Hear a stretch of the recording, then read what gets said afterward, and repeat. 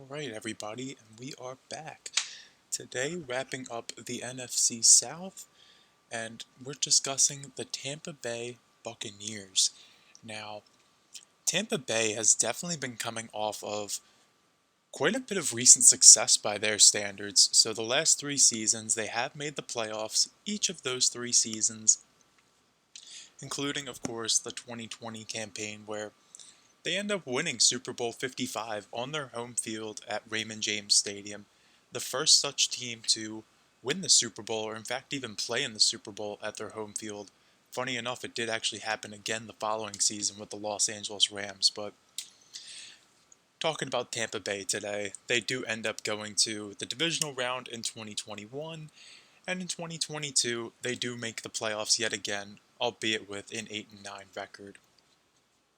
So what happened in this 2022 season? How did Tampa Bay go from winning the Super Bowl to a 13-4 record and looking like a perennial Super Bowl contender yet again in 2021 to barely scraping into the playoffs in 2022? So let's take a look at this 2022 Tampa Bay Bucs team. And as I mentioned, they had an 8-9 record. This was Todd Bowles' first season on the sidelines after Bruce Arians stepped aside. Todd Bowles more of a defensive-minded coach, whereas Bruce Arians was more of an offensive mind, and it's certainly reflected in how this team finishes on offense and defense. So the offense was a subpar unit, to say the least, and that's being pretty generous. This was consistently a team that struggled to put points on the board despite having Tom Brady at quarterback, albeit Tom Brady was 45 last season. You really can't ask too much out of him at that point, but they did throw the ball more than any team last year. So you're asking a 45-year-old quarterback to throw the ball more times than anybody in the National Football League. And the results really are reflective of that. Also worth noting, they run the ball the fewest out of any team in the National Football League. And they have the fewest rushing attempts, fewest rushing yards, fewest rushing touchdowns, and they have the fewest yards per carry. So horrible ground game. The passing game really is what this offense was completely reliant on, and the end result is still a subpar unit. They finish 25th in terms of points scored and 15th in terms of yards gained. The defense is a little bit better here. They end up with the 13th, ranking 13th in terms of points allowed and 9th in terms of yards allowed. So this was an above average defense. They allowed the 5th fewest first downs, 6th fewest pass yards per attempt, 9th fewest pass yards at large, and really not near the bottom in terms of individual categories here. They are near the bottom when it comes to allowing passing touchdowns and in terms of generating interceptions, but that's really about it. So looking at the Bucs 2022 schedule here and what really happens, because this team definitely was, just watching them on every Sunday, this was a team that was limping through every game. And I don't mean necessarily because they were battling injuries, more so just they were always in games. They were never out of any games they were in, but it was just a slog for them to be able to put points on the board. And even though the defense was holding the opposition to under 20 points in many of these matchups, it was just a chore for the offense to be able to put 7 points on the board. So a lot of low scoring games, a lot of games where it would be close coming down to the end, and it ultimately come down to would Tom Brady be able to muster up a late game touchdown to be able to put the Buccaneers over the top. So looking at this game by game, they actually start off pretty solid with a 19-3 victory over Dallas and then a 20-10 victory over the New Orleans Saints. However, beyond that point, they don't win a game by more than 6 points the rest of the season. And looking at some of these games here that they do win, they score 21 points, 16 points, 21 points, 17 points, 19 points, and 30 points. So, how many was that? There was just one game where they score more than 21 points the entire season in terms of victories. And even looking at their losses, it would seem that they only have one game here against the Kansas City Chiefs where they score more than 21 points. So only two games the entire season where this team scores more than 21 points, more than three touchdowns. That's simply not going to win you football games. And all things considered, it's sort of a minor miracle that this team was able to finish with an 8-9 record and make the postseason last year. And we'll get to the 2023 preview in a second, but I have been very high on the Bucs all summer, and I know a lot of people don't believe this team stands much of a chance in 2023. But just looking at how this 2022 went, I know the simple math, like the simple logic, I guess I should say, is, oh, well, Tampa Bay was barely a playoff team last year, and now they're losing Tom Brady.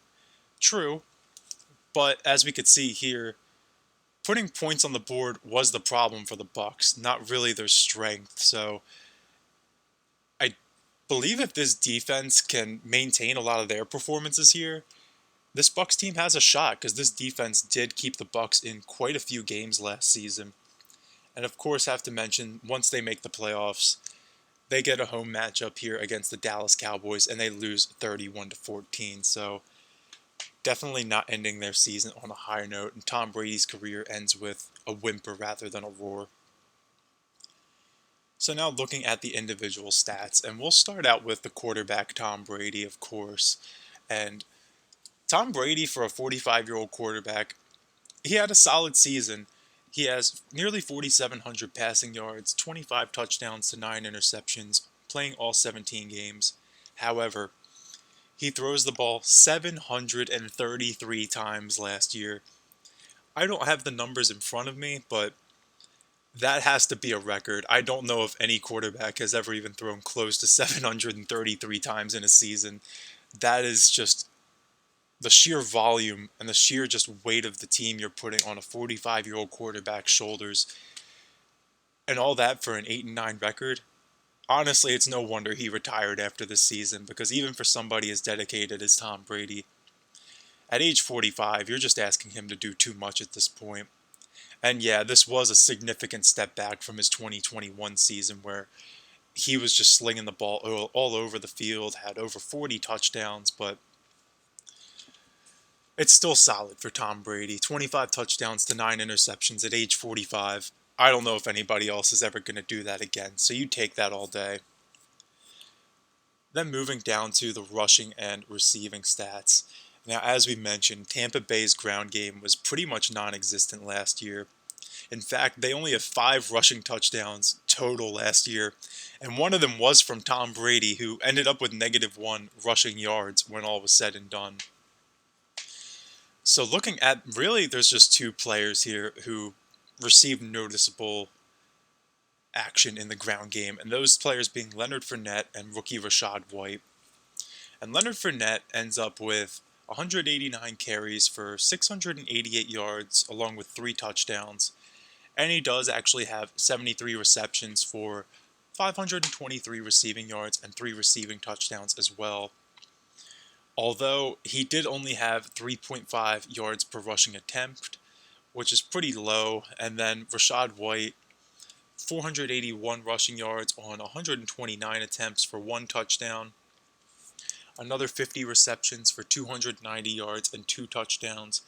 But his yards per carry, only 3.7. So Leonard Fournette, 3.5. Rachaad White, 3.7. Tampa Bay just wasn't moving the football on the ground, which is quite puzzling considering that we've seen Leonard Fournette produce with Tampa Bay before, and Rachaad White is somebody who I don't think his ceiling's super high, but I feel like he could have been a little bit more productive than this as a rookie. Just 1 touchdown, I don't know. Really just showed how one-dimensional Tampa Bay's offense was last season. Then we can look at the receiving numbers, and this is certainly better. Mike Evans and Chris Godwin, all reliables, each crossed the 1,000-yard threshold. Mike Evans with 6 touchdowns, Chris Godwin with 3, and Chris Godwin actually crosses 100 receptions as well. Then, of course, the running backs, Leonard Fournette and Rachaad White, involved in the passing game as well, and even players like Russell Gage and tight end Cade Otton. getting some notable action here. And then we can look down at the defense, and really not too much of note here. Pretty evenly distributed amongst the sacks. We have some returning players like Vita Vea, Devin White, Antoine Winfield Jr., all young productive pieces, and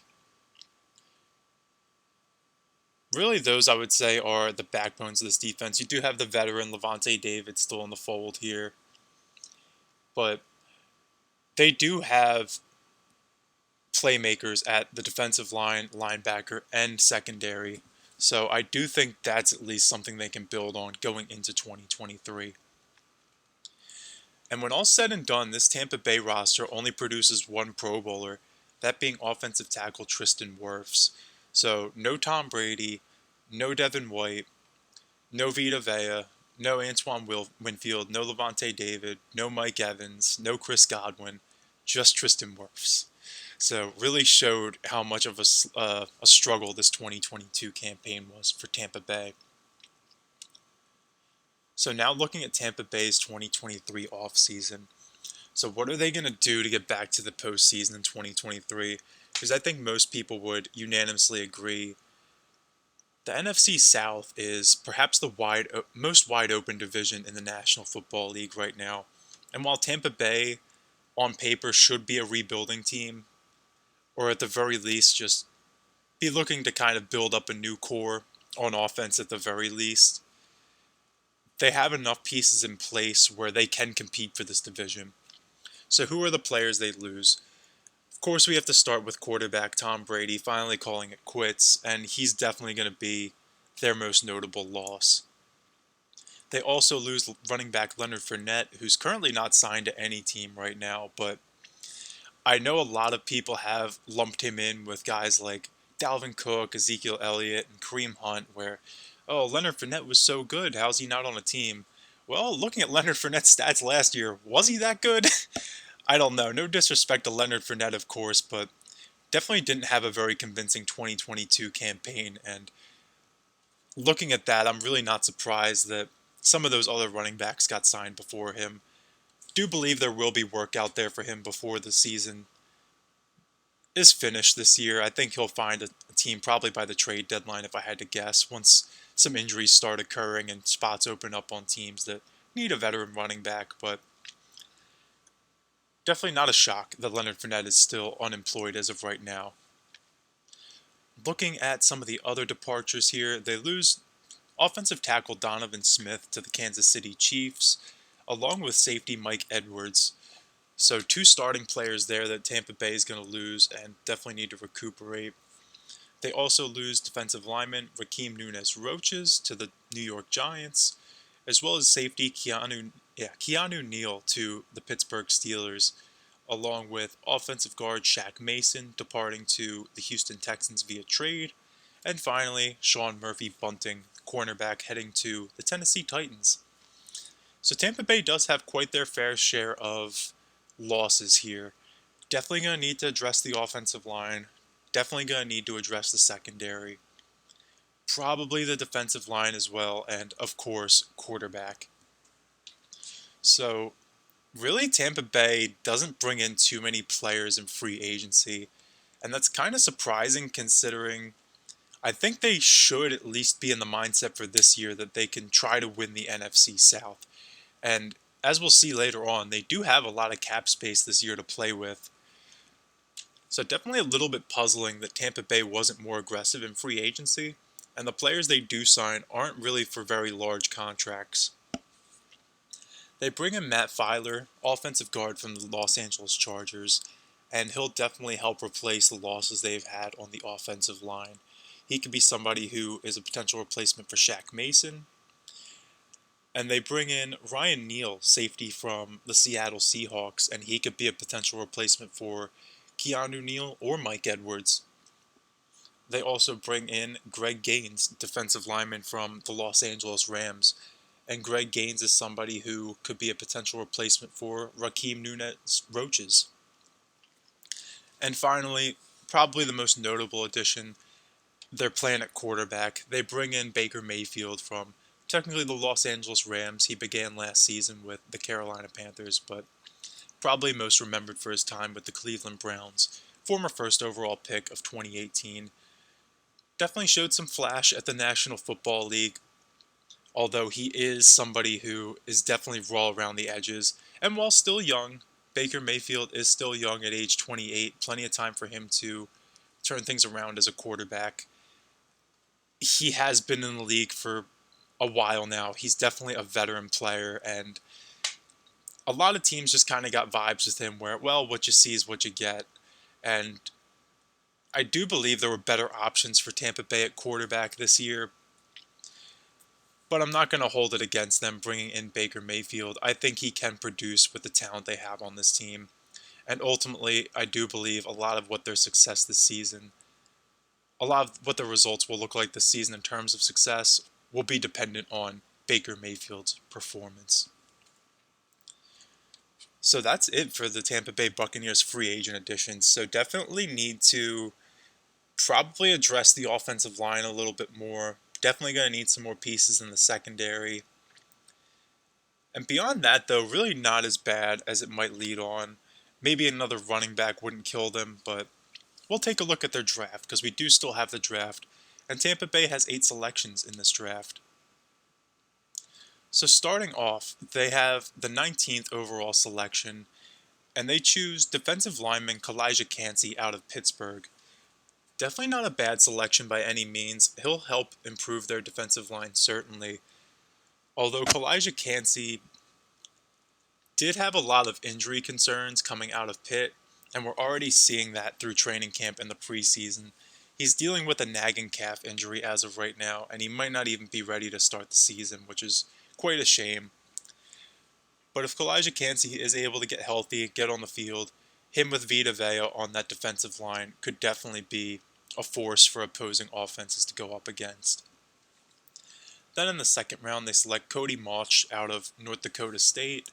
He's listed as a tackle, though he could play guard as well. Definitely provide some depth for them on the offensive line. He probably figures to start right away, though. Then moving on, they select Yaya Diaby out of Louisville, another defensive lineman. So Tampa Bay is definitely realizing they could use some more talent on that defensive line and looking to add talent where they can. Then they just have 2 5th-round selections and 3 6th-round selections. And here they just take a lot of pretty much just grasping for straws with late-round picks. Take a linebacker, a tight end, a cornerback, a wide receiver, and a defensive lineman, yet again to round things out. So, let's see how Tampa Bay decides to put this squad together for 2023.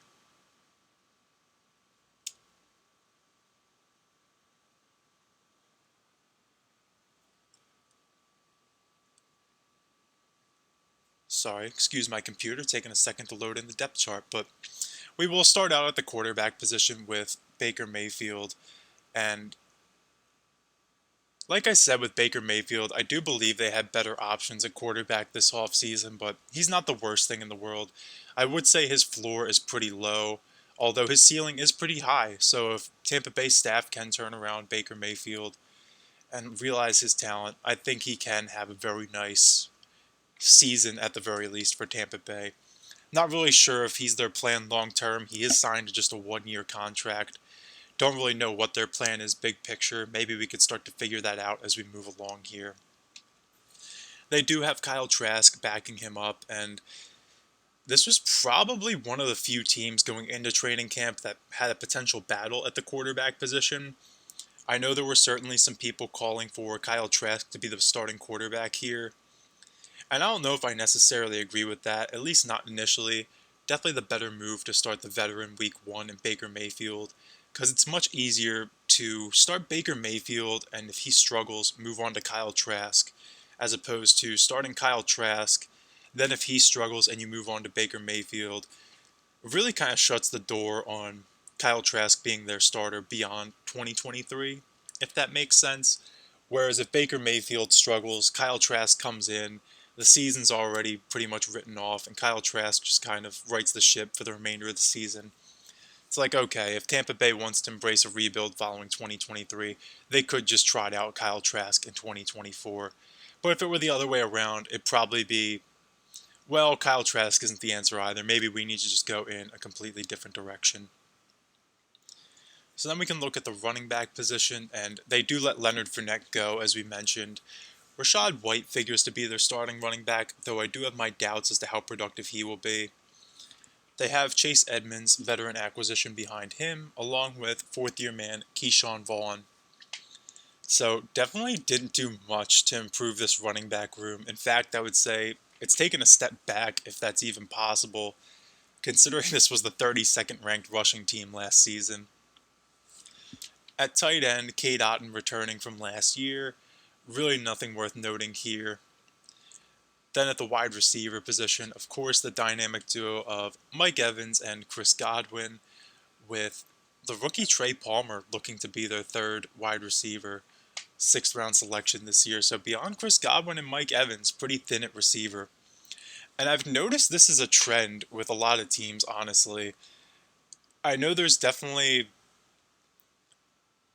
a lot of discourse out there right now regarding how wide receivers are being paid more than their running back counterparts. And that is absolutely true. But I think we're also starting to see teams not really having too great of receiver depth, at least compared to prior years. If a team has a strong number one and number two receiver, I'm noticing usually there's a significant drop off from their number two to number three option at receiver. And that's not the worst thing in the world. If you're running your offense through two ball dominant receivers that are going to make plays, they're going to need their targets and you're going to want to get the ball in their hands. So you don't necessarily need a ton of other options at receiver. Although it does kind of tie your hands if you run into an injury. So Mike Evans now in year 10, if he has to miss a couple weeks in the middle of the season, that could cost them a victory or two. And that could be what ultimately decides this NFC South. So definitely a little bit wary of that, though I do love the duo of Evans and Godwin, of course. Then looking at this offensive line, and this is sort of a mixed bag, and I'm not really sure how to feel about this offensive line, because there's definitely good pieces here. They have Tristan Wirfs at left tackle, who is definitely the best player on this offensive line. The veteran acquisition Matt Filer at left guard. The rookie Cody Mauch starting at right guard. As we mentioned, he was listed as a tackle coming out of North Dakota State into the draft, though they're going to start him at right guard. And then they have second round selection from last season, Luke Godecki starting at right tackle in place of the departed Donovan Smith. But then we have the center position, and right now it is Robert Hainsey, third round pick from 2021. And while Robert Hainsey isn't a bad player by any means, their starter was Ryan Jensen. And Ryan Jensen, actually within the last week, Tampa Bay just announced, is on season-ending injured reserve. So if Ryan Jensen were healthy, I would say this was definitely an above-average offensive line. But as of right now, I would say this is probably a below-average offensive line, which is definitely going to hurt this Tampa Bay team's chances of competing big picture, because it takes away from their depth, it weakens their starting unit, and for a team that struggled to run the ball as is last year, this definitely isn't going to help their chances. Then looking at Baker Mayfield and what his expectations are for the season, he's going to need to be behind a good, if not great, offensive line. This offensive line will absolutely be better than the one he played behind in Los Angeles last year, but he's not going to have Cooper Kupp out there. I know they do have Evans and Godwin, but who does he really have beyond that? They really don't have anything of note at tight end. They have a horrible backfield and no number 3 or number 4 receiver of note. They don't even have a Russell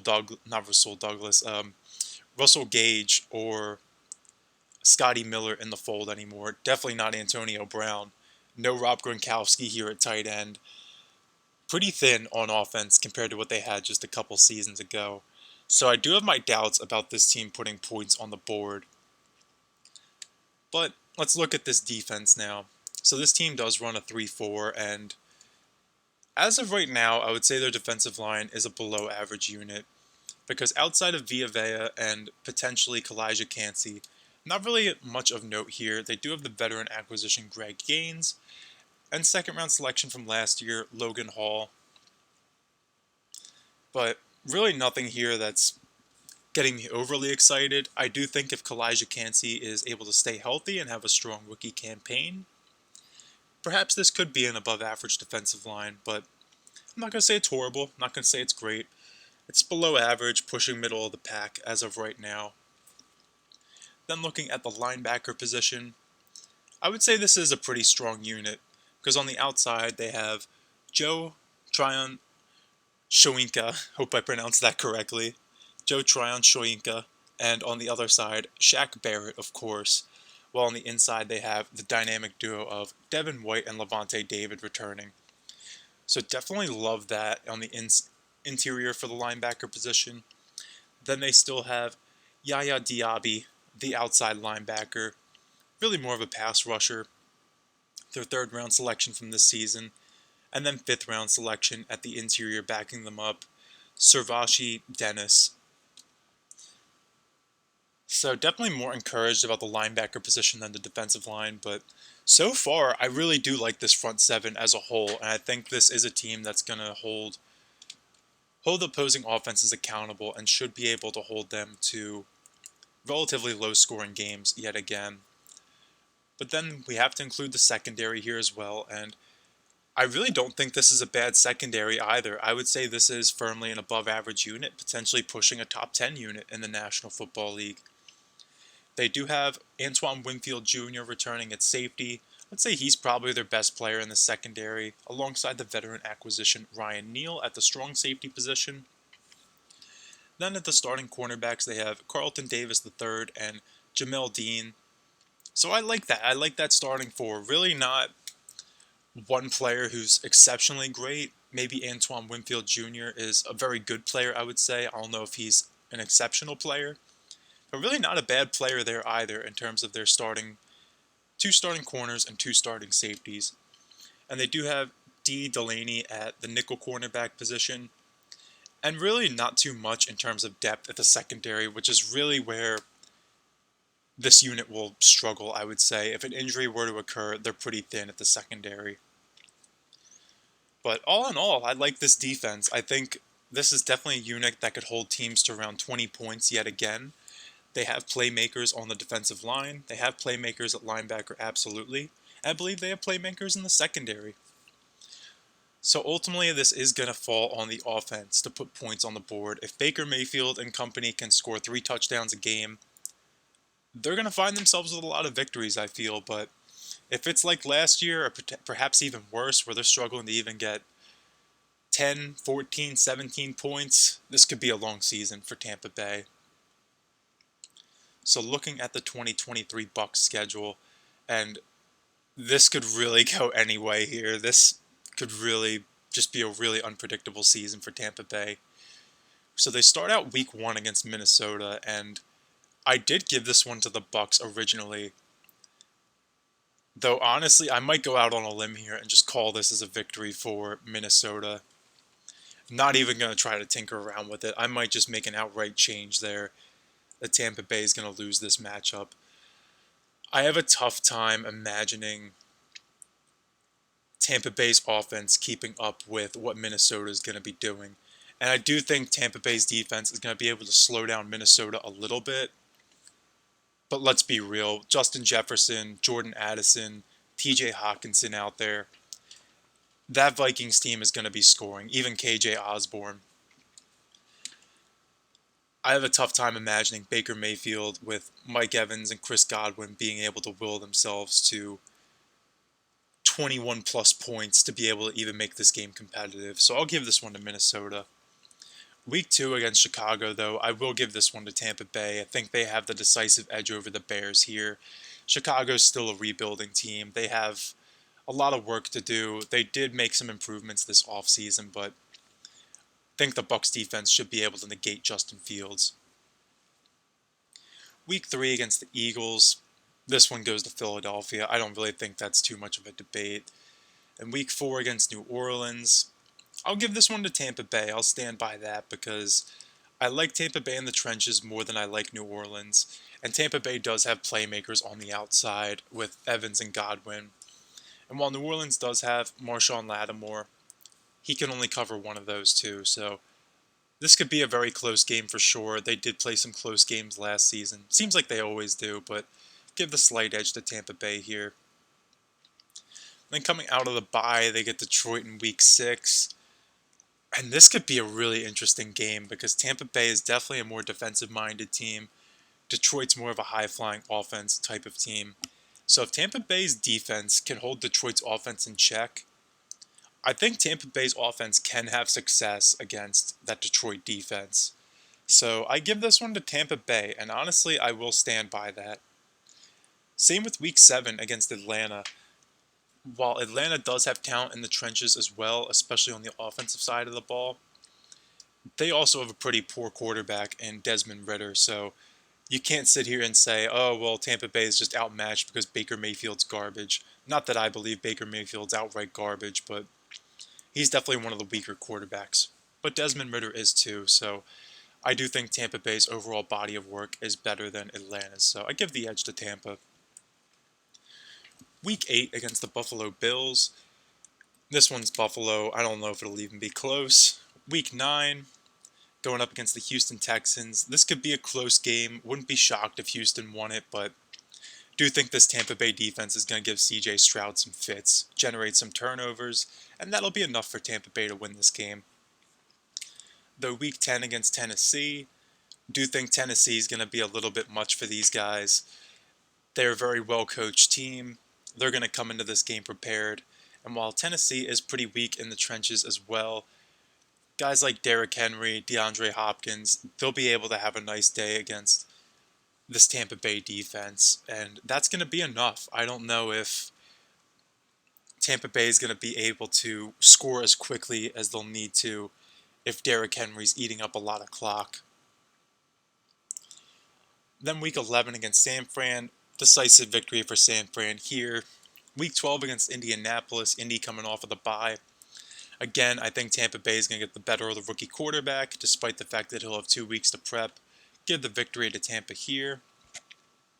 Week 13 against Carolina, do believe this rookie quarterback will defeat Tampa Bay. Bryce Young will get the better of the Bucs. I think Carolina is definitely on the up and up. And honestly, may not be that popular of a pick, but after looking at all 4 of these NFC South teams, I do still think this division probably goes to the Bucs, but wouldn't be shocked if Carolina won it. Week 14, I do think Atlanta gets the better of Tampa Bay here. I think they end up splitting. Week 15, Jordan Love's going to start to come into his own around this point. I don't know if Tampa Bay's offense is going to be able to keep up with what he's doing by this point. Week 16, Jacksonville's taking this one pretty handedly. Don't think there's much of a debate there. Week 17, New Orleans does get their revenge against Tampa Bay. If you noticed, I pretty much just have Tampa Bay split with all 3 of these teams, and I think that will be the case. So they end up losing to the Saints and defeating the Panthers to round things out, giving them a record of 7-10. And that would be enough for them to win this division if these standings hold true, even despite losing week 1 to Minnesota. But looking at the 7 wins here, we have Chicago, New Orleans, Detroit, Atlanta, Houston, Indianapolis, and Carolina. So I don't think there's really too much controversy with that. Yeah, maybe Detroit could defeat them. But even then, if these standings did go accordingly, the Bucs would win this division still at 6-11, but I just don't see that being a reality. I think by that point, either one of these 3 other teams would step up and take this division with at least 7 wins. I would like to think. But even then, I think the key to this is if Tampa Bay can win these 3 division games, they're going to be in the mix. They're not going to lose. Well, I guess I should say they won't be out of playoff contention as we get deep into December if they go 3-3 in the division. So with that being said, Tampa Bay does make the playoffs according to these projections, and as of right now, I will stand by that. We've done all 4 teams in the NFC South now, And I have been pleasantly impressed with the other three teams here. Definitely the Panthers and Falcons, I'm feeling good about. Like they're heading in the right direction. New Orleans, I think, could have a season where they might end up winning the NFC South this year. But big picture, I think New Orleans is kind of stuck in neutral. Whereas I think Carolina and Atlanta are on the up and up. Certainly Carolina more than Atlanta because Carolina has their quarterback in place. Though Atlanta, I do believe, has probably a better roster, at least on offense, in place. They just need a quarterback because I'm not a believer in Desmond Ritter. But looking at the playoffs, they would match up with the Dallas Cowboys yet again in the wild card round. And as much as I would like to, actually, this would change these playoff matchups if Tampa Bay lost to Minnesota. So Minnesota would end up winning the NFC North then instead of Detroit. Detroit would have to go on the road to San Francisco. But that really doesn't change much. Seattle, I think, would end up winning this game over Minnesota and would keep things the same. But for Tampa Bay, they would match up still with Dallas. It wouldn't change that fact. And yeah, Dallas is the better team. Dallas should take this game pretty handedly. Not really thinking too hard on that one. So yeah, maybe Tampa Bay scratches their way into another home playoff game, but like last season, it would end in the wild card round. So before we wrap up, let's look at this Bucs salary cap situation. So Tampa Bay actually has a ton of cap room this season, actually nearly $70 million in cap space, which is quite remarkable considering they weren't aggressive in free agency at all, which really just leaves me scratching my head. Like, I don't know, like why couldn't Tampa Bay have just signed Derek Carr, right? Just a little confused on something like that. I'm not really sure what their plan is going forward. So they do have Baker Mayfield on a one-year flyer at just under $2 million, paying him basically nothing, almost the same as Kyle Trask. Running back, no players making more than $2 million. Wide receiver, Mike Evans in a contract year. So would be interested to see if Tampa Bay is out of contention by the trade deadline, would they consider moving on from Mike Evans? And I feel like it would have to be a really ugly start, right? Because going back to Tampa Bay's schedule for a second, Phil, let me pull it up here. They do have some tough matchups initially. They go up against... No, I don't want Detroit's schedule. I know they go up against Minnesota week 1, which I think will be a loss now without Ryan Jensen. Week 2, they go up against Chicago, which could go either way. Week 3, they'd lose to Philadelphia. They do play Detroit in week 6, as we can see with Detroit's schedule here. But I don't know. If Tampa Bay ends up... The trade deadline's week 8. So say hypothetically Tampa Bay ends up with... I know their bye week's week 5 as well. Okay, here it is. So say Tampa Bay heading into week 8. So they have 6 games before that. Say they lose to Detroit, New Orleans, which is entirely possible. They could lose to Atlanta too. I mean, hypothetically, they could be 0-6 here, though. Let's say they're even 1-5 or 2-4. I'm pretty optimistic. I feel like with them, I have them going 4-2. But say they're 2-4, 1-5, or definitely if they're 0-6, they could absolutely move on from Mike Evans and really just embrace a rebuild here on the offensive side of the ball, at least. And I say on the offensive side of the ball because they do have some young pieces on defense still. Guys like Devin White, Antoine Winfield Jr., Vita Vea, I think they will be a part of this thing for a while still. Tight end, though, no money invested here. Offensive line, really no money invested here either. Ryan Jensen and Tristan Wirfs really the only players making notable money, and they're only signed through next season. Then on defense, Vita Vea is making the big bucks, so like I said, he'll be here long term. Kalijah Cansey will be around. Shaq Barrett signed for the next 2 years at big money. Devin White actually in a contract year as well, though I think they would put the franchise tag on him if it came to that. Levante David on a one-year deal. This could very well be his last season in Tampa Bay after a really nice run with them. This would be his 12th season, so quite remarkable there. Then looking at the secondary, Carlton Davis and Jamil Dean, really the only players here making notable money. Antoine Winfield Jr., another player in a contract year. So Tampa Bay definitely has some interesting decisions to make here, because if they so choose, they could really strip this thing down and just start from scratch in 2024, which I wouldn't necessarily rule out because Carolina is a team on the up and up. They have their rookie quarterback in place with Bryce Young, and while he is a little undersized, I do think he'll have a lot of success at the NFL level. And Atlanta, if they could get a quarterback in there, I think they're well on their way as well. And New Orleans, while I don't think they're trending in the right direction, they're not trending in the wrong one either. They have a good team to win right now, or at least win this division. So if things start pointing south for Tampa early on, wouldn't be surprised if they decide to just pull the chute and say, yeah, we're going to embrace the rebuild. So love to hear from any Bucs fans out there. Honestly, any fans of an NFC South team out there. How do you think this division shakes out? Can Tampa Bay repeat as division champions without Tom Brady, or is this team doomed to finish at the bottom of this division? How do you think the defense is going to do this season? Can they maintain that production from last year? What about Baker Mayfield? Is he going to look like the player where he showed some flash in Los Angeles, or is he going to look like the guy in Carolina who really looked like he was on his way out of the league? So love to hear from you guys down below. And we only have 2 videos left after this one, just Tennessee and the Washington Commanders. So look forward to talking to you guys then.